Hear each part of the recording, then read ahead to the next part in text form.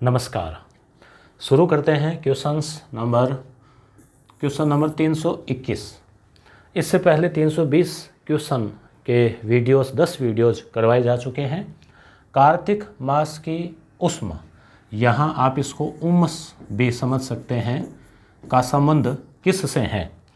तो कार्तिक महीना, आपको ये जो 12 महीने हैं विक्रम संवत के, जो देसी बोलचाल के, वो भी आपको याद होने चाहिए राजस्थान जीके की कला संस्कृति में। जैसे चैत्र, वैशाख, जेठ, आषाढ़, सावन, भादो, आसोज, कार्तिक, मिंगसर, पौष, मास, फागण। तो कार्तिक महीने का नाम आते आपके दिमाग में लगभग नवंबर आ जाना चाहिए। और दीपावली जो है वो कब मनाई जाती है? दीपक जलाते हैं ना, तो अंधेरा होगा तभी तो जलाएंगे। तो कार्तिक अमावस्या को, और कार्तिक पूर्णिमा को वो जो मेला है वो आपको पता है, पुष्कर का मेला। करवा चौथ, जितने भी चौथ के व्रत हैं महिलाओं के, तो वो कृष्ण पक्ष में मनाए जाते हैं, क्योंकि चांद को देख कर भोजन किया जाता है।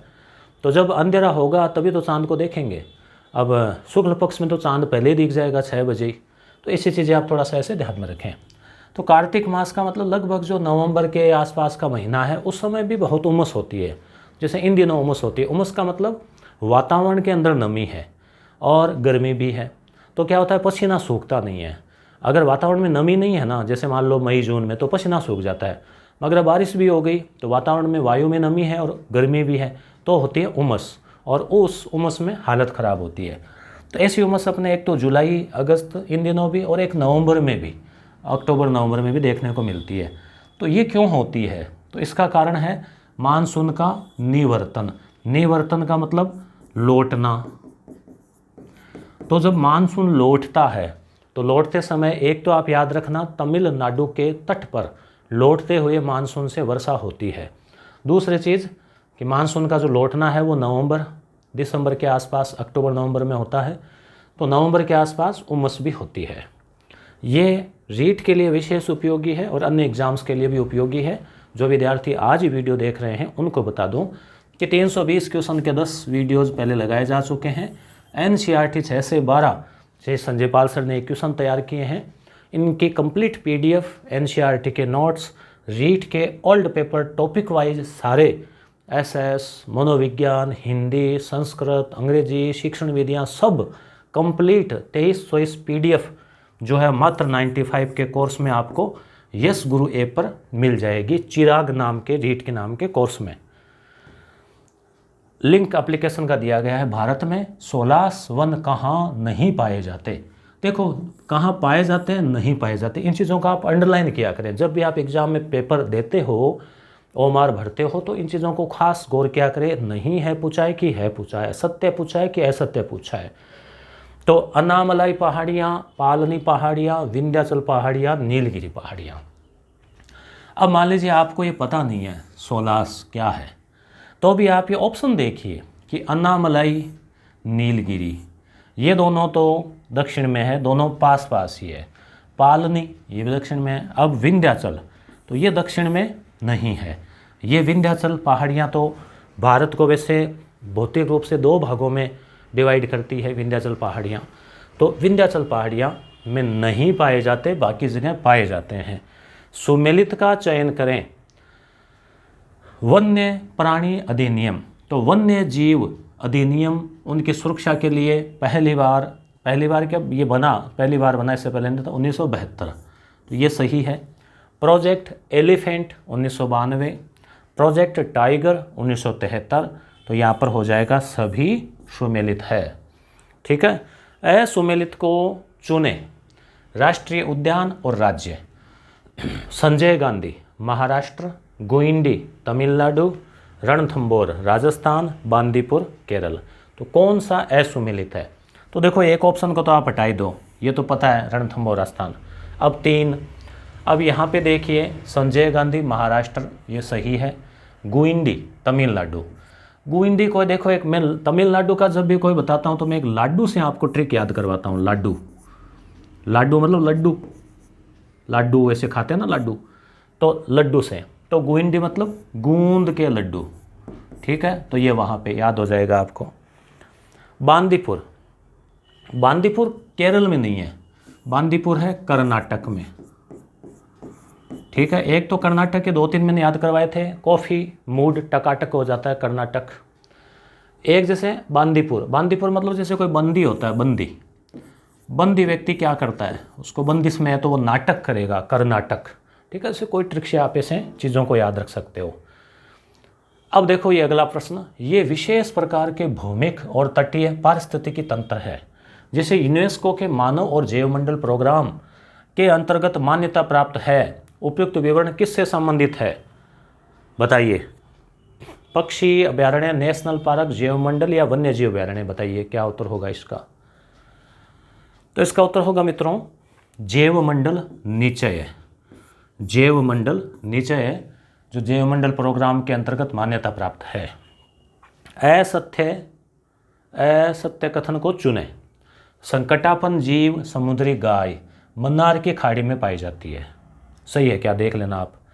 देखो मन्नार की खाड़ी कहाँ है, भारत का दक्षिणी हिस्सा और ये श्रीलंका।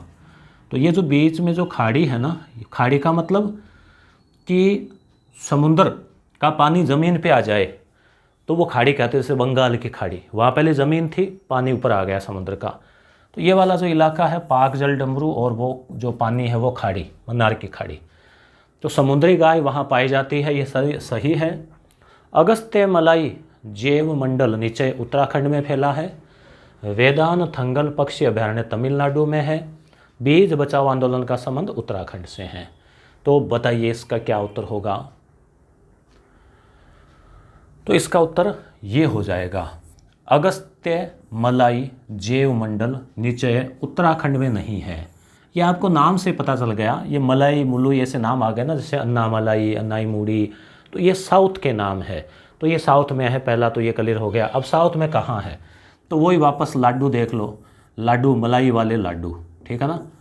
तो लाडू कौन से, मलाई, तो आप समझ गए कहाँ पे, तमिलनाडु। हालांकि आपको नाडू याद रखना है मगर ट्रिक है ये, और ज़्यादा मलाई वाले लाडू काम के नहीं है, साथ में थोड़ा सा करेला भी ज़रूरी है।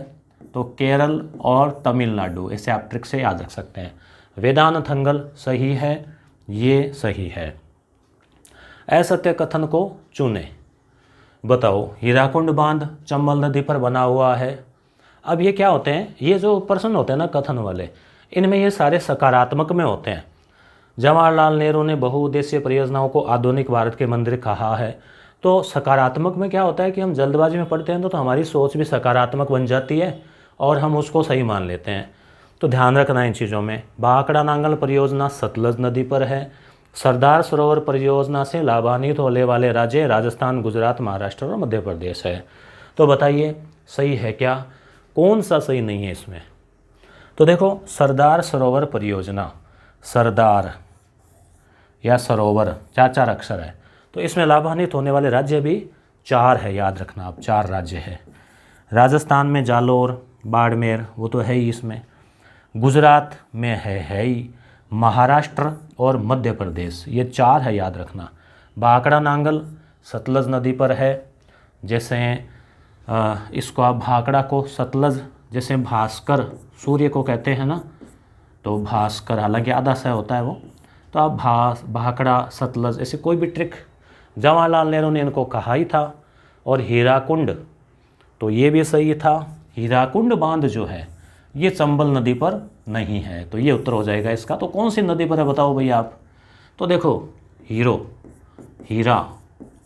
फिल्मों में हीरो होते हैं ना, किसी भी कहानी में हीरो होते हैं, तो वो महान होते हैं, तो महानदी, ठीक है। तो इस तरह से आप याद रख सकते हो।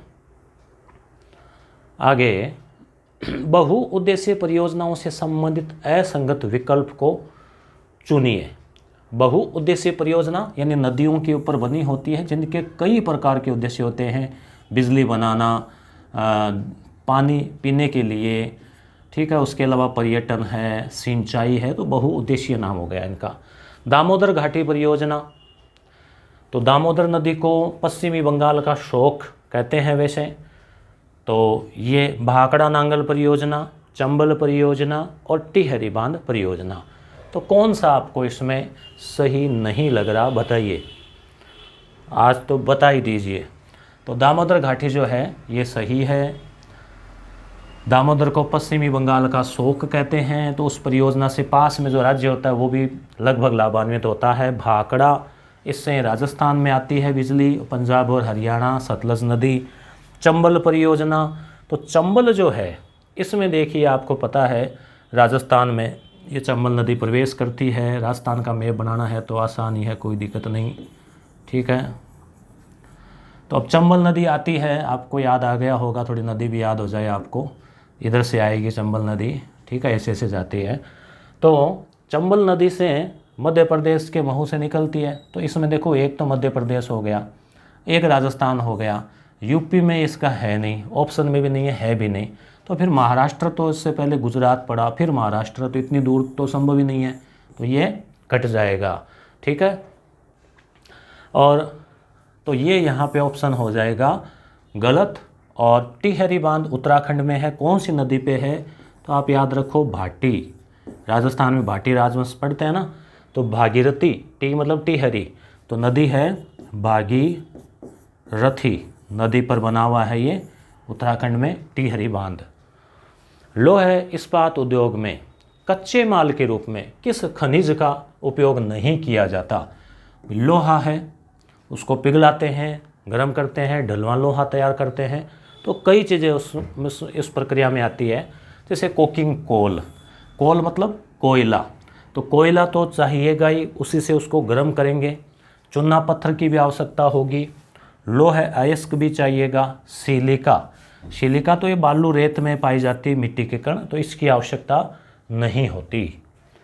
स्वर्णिम चतुर्भुज महा राजमार्ग भारत के किन शहरों को आपस में जोड़ता है?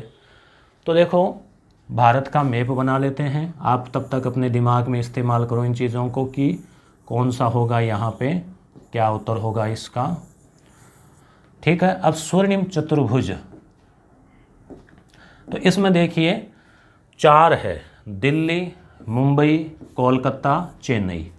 दिल्ली, मुंबई, कोलकाता और चेन्नई, तो इनको जो है ना ये इस प्रकार का इसमें बनेगा, ये है स्वर्णिम चतुर्भुज परियोजना। तो ये इन शहरों को आपस में जोड़ने के लिए है। असत्य कथन को चुने। भारत की पहली विद्युत रेल डेक्कन यानी दक्षिण, क्वीन मतलब रानी, दक्षिण की रानी थी। ब्रॉड गेज में रेल पटरियों के बीच की दूरी 1 मीटर होती है। देश की पहली रेलगाड़ी 1853 में मुंबई और ठाणे के मध्य चली, ये भी चली। इस समय गवर्नर जनरल कौन था? कमेंट करो देखें, ठीक है। अगला, भारतीय रेलवे द्वारा यूनिगेज प्रोजेक्ट 1992 में प्रारंभ किया गया। तो देखो इसमें गेज का मतलब हुआ कि पटरी है और पटरी के ऊपर ट्रेन दौड़ती है, ये पटरी है, और पटरी से ट्रेन थोड़ी सी क्या है, चौड़ी होगी, ये पटरी बनी है, और अब जो बन रही है वो ट्रेन का डिब्बा बन रहा है, ठीक है, जैसे ये ट्रेन का डिब्बा है। तो पटरी से लगभग दुगुना बड़ा होगा ना, क्योंकि इधर उधर गिरेगा नहीं, जैसे पटरी है तो इतनी सा इधर इधर रह गई, इधर रह गई। ट्रेन में आपने देखा ही है, जैसे यहाँ पे खिड़की है, तो ये सीट है बैठने वाली, बीच में गैलरी है, और इधर एक सीट और होती है, इस पे 4 आदमी आराम से बैठते हैं, 4-5। तो पहले जो ट्रेनें चली वो थी मीटर गेज, मतलब पटरियों के बीच का जो गैप है ना, ये 1 मीटर हुआ करता था। उसके बाद में नहीं, इससे भी पहले नैरो गेज था, नैरो गेज वो और छोटी थी, 1 मीटर से भी कम, 0.6 के आसपास। उसके बाद में मीटर गेज की पटरियाँ थोड़ी चौड़ी हुई, मतलब 1 मीटर। फिर ब्रॉड गेज है, उसकी पटरियों की जो चौड़ाई है वो यहाँ ऑप्शन आया ना ये, तो ये यहाँ पे गलत है, 1 मीटर नहीं होती, 1.5 मीटर, 1.616 मीटर ये है इसका। तो आप लगभग 1.5 मीटर या 1.6 याद रखें, ये होती है ब्रॉड गेज की। अब तो सभी लाइनें ब्रॉड गेज हो गई आजकल, पहले नैरो गेज थी, फिर मीटर गेज, और अब ब्रॉड गेज। अब ब्रॉड गेज से भी ऊपर एक यूनी गेज प्रोजेक्ट और आ गया है।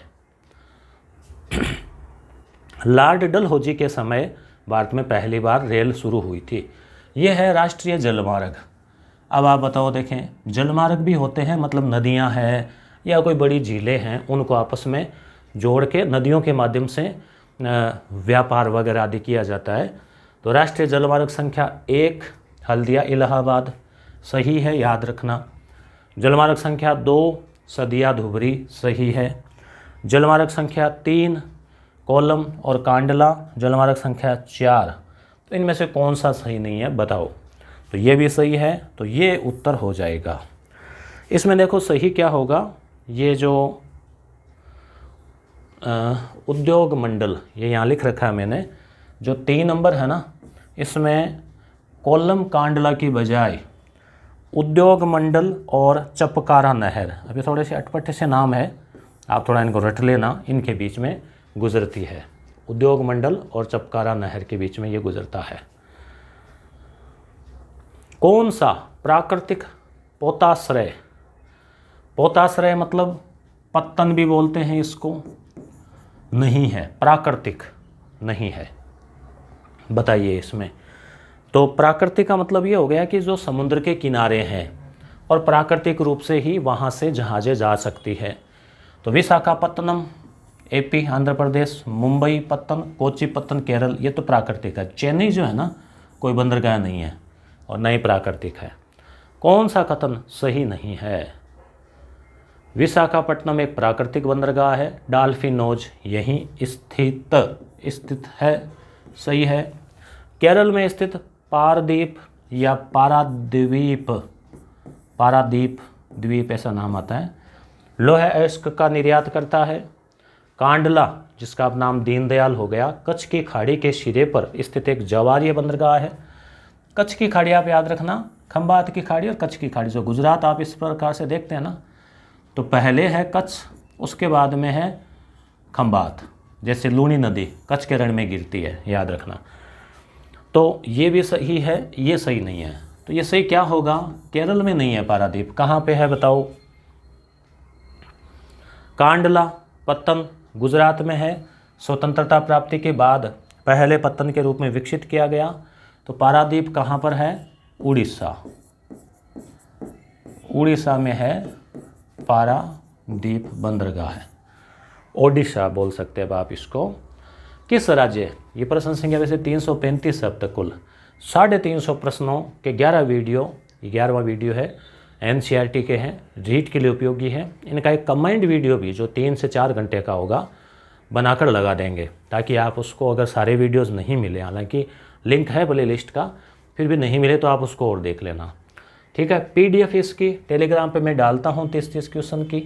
आपको कंप्लीट पीडीएफ चाहिए जिसमें 350 क्वेश्चन हो, और जो लगभग 15 या 20 पेज में आप प्रिंट करवा सकते हो उसको दोनों साइड से, तो उसमें 12 या 13 ही पेज है।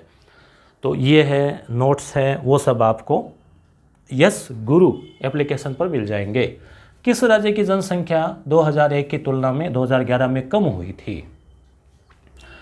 तो कम हुई थी यानी ऋणात्मक वृद्धि दर्ज की गई, बताओ। ये 100 भी कोई ऑप्शन आ गया होगा, फिर भी आप इन दो में से देख लो, तो उत्तर हो जाएगा नागालैंड, ठीक है। असत्य कथन को चुने। न्यूनतम साक्षरता कहाँ पर है? बिहार। न्यूनतम शिशु लिंगानुपात हरियाणा। सर्वाधिक जनसंख्या घनत्व वाला पश्चिमी बंगाल। सर्वाधिक पुरुष स्त्री साक्षरता दर में अंतर वाला राज्य राजस्थान। कौन सा सही नहीं है? ये सही नहीं है। सर्वाधिक जनसंख्या घनत्व पश्चिमी बंगाल नहीं है, कहाँ पर है? कहाँ? बिहार, ठीक है। बिहार में घनत्व जो है वो ज़्यादा है, मतलब लोग ज़्यादा हैं, जगह कम है, तो घनत्व ज़्यादा हो गया। सर्वाधिक पुरुष स्त्री साक्षरता में अंतर, पुरुष तो 79-80, महिलाएं 52। सबसे कम साक्षरता महिला, तो वो अपना राजस्थान है। परंतु अब 21 में स्थिति अलग हो जाएगी। कोपरा COPRA का संबंध किस से है? तो यहाँ कंज्यूमर का तात्पर्य है C, मतलब उपभोक्ता सुरक्षा से संबंधित है। ये उत्तर हो जाएगा इसका। उत्तर को ऐसे मैं बॉक्स में डाल रहा हूँ। एक किसी ने कमेंट किया था कि उत्तर का पता नहीं चलता, हालांकि जो PDF एप्लीकेशन में उसमें उत्तर हाईलाइट किया हुआ है। विश्व उपभोक्ता दिवस कब मनाया जाता है? तो उत्तर हो जाएगा इसका, बताओ कौन से पे रखूं पेन, किस पे रखूं? ये 15 मार्च, ठीक है। राजस्थान में राज्य स्तरीय उपभोक्ता संरक्षण परिषद का गठन कब किया गया? राजस्थान में राज्य स्तरीय उपभोक्ता संरक्षण परिषद, तो ये 1987 होना चाहिए इसका, ठीक है, कन्फर्म 87 है इसका। खाद्य वस्तुओं पर डॉट देखने को मिलता है तो कौन सा सुमेलित नहीं है? ये इस प्रकार का एक डॉट होता है, आपने देखा होगा, आप बिस्किट लेते हैं, कोई टूथपेस्ट लेते हैं तो उस पर एक डॉट आता है इस प्रकार के एक बॉक्स के अंदर, याद आया? तो इसका तात्पर्य बताओ। नीला डॉट, काला डॉट, लाल और हरा। तो ये डॉट है ना, आपको हरा भी मिलेगा, हरा तो इसमें दिखेगा नहीं, लाल भी मिलेगा कुछ जगह इस प्रकार से, ये लाल लाल। तो अब आप समझ जाइए कि लाल है मतलब नॉन वेजिटेरियन है, मतलब वो वेजिटेरियन नहीं है, मतलब उसमें कुछ मांसाहार का कुछ हो सकता है उसमें, ठीक है। हरा डॉट है मतलब वेजिटेरियन है, ठीक। अरे ये इसको यहाँ बॉक्स नहीं बनाना था, ठीक है, ये भी सही है, ये भी सही है। तो उत्तर हो जाएगा काला डॉट, कोलेस्ट्रॉल फ्री उत्पाद। तो काला डॉट क्या है? होता ही नहीं है, काला डॉट होता ही नहीं है। तो इसका मतलब ये ऑप्शन इसका हो जाएगा ये, ठीक है, ये सही, ये सही। नीला डॉट डायबिटीज फ्री। खाद्य सुरक्षा अधिनियम से संबंधित वर्ष, तो देखो यहाँ पर जो 4 ऑप्शन है उसका भी मुझे थोड़ा विश्लेषण करना पड़ेगा। हालांकि खाद्य सुरक्षा अधिनियम 2013 जो है उसमें लागू हुआ था, हालांकि यहाँ की उसमें वो संजय पाल सर 2006 कर रखा था, देखेंगे इस पे, और कोई आगे कोई आया तो कमेंट कर देंगे, ठीक है। 2013 इसमें होना चाहिए। कौन सा मानक चिन्ह नहीं है? मानक चिन्ह तो ISI लिखा रहता है ना, FPO फूड वाला वो भी लिखा रहता है, एग मार्क भी लिखा रहता है, IPO ये नहीं होता। IPO तो आजकल आपने सुना होगा, LIC ने IPO जारी किया, वो IPO है। BIS हॉलमार्क किससे संबंधित है? BIS बताओ। पर्यावरण हितैषी से होगा यहाँ, हितैषी। इको मतलब पर्यावरण संबंधी। सोना चांदी कृषि, बताओ क्या होगा इसका उत्तर? तो इसका उत्तर हो जाएगा आप जो ये S है ना, इससे याद कर लो सोना, तो सोना चांदी जो है उसके लिए है। कौन सा संरक्षण तरीका समुदायों की सीधी भागीदारी नहीं करता है? तो समुदाय का मतलब समाज, समुदाय, उनकी भागीदारी। तो जैसे बीज बचाओ, चिपको आंदोलन, ये सब तो समुदाय के जुड़े हुए हैं। और संयुक्त वन प्रबंधन ये भी है। तो वन्य जीव अभयारण्य का परिसीमन, इसका कोई समुदाय का मतलब नहीं, सरकार करती है कि भाई ये जैसे वन्य जीव अभयारण्य है और ये इसका बॉर्डर है जैसे तो ये गवर्नमेंट का काम है।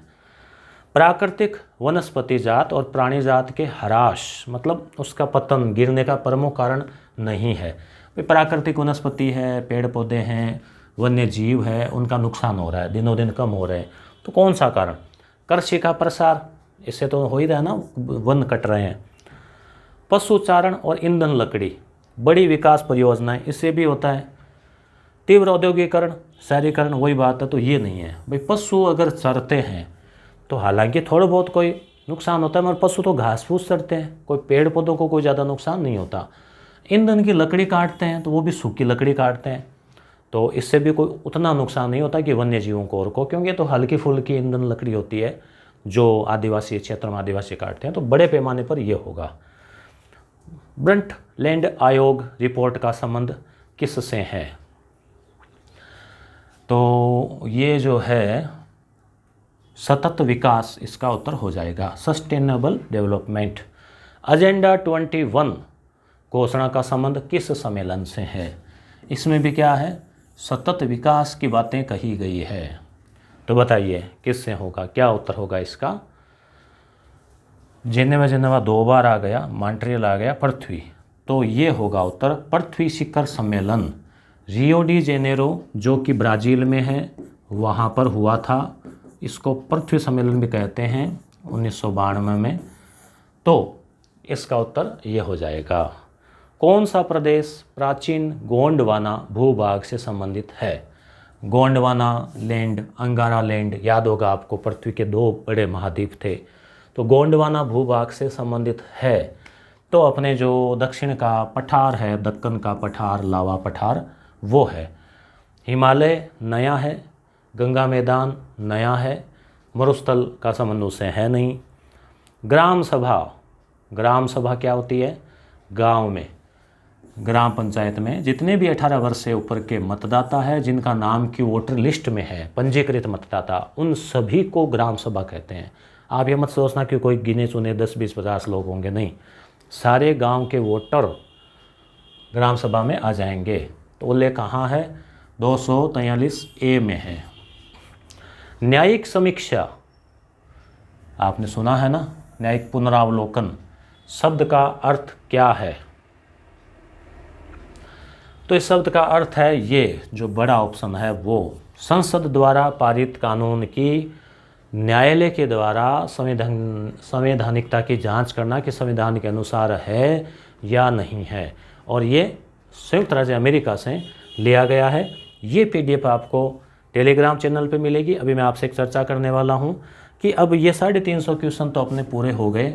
अब रीट के लिए शिक्षण विधियाँ जो अब तक रीट में आई हुई है, तो उन शिक्षण विधियों के वीडियोस मैं यूट्यूब पे लेके आ जाऊँ क्या? आपको क्या लगता है? कमेंट कीजिए। और शिक्षण विधियों की कंप्लीट ई-बुक भी हमने जारी की है, जिसमें कितने, कुछ 600 के आसपास होंगे, वो देखना पड़ेगा। तो वो भी आपको यस गुरु ऐप पर मिल जाएगी ई-बुक वाले फोल्डर में। और ये रीट चिराग, आप इस PDF पे टच करना, सीधा आपके वो कोर्स चिराग वाला खुल जाएगा, जिसमें 24-25 के आसपास PDF मिलेगी। ये ई-बुक वाला फोल्डर है।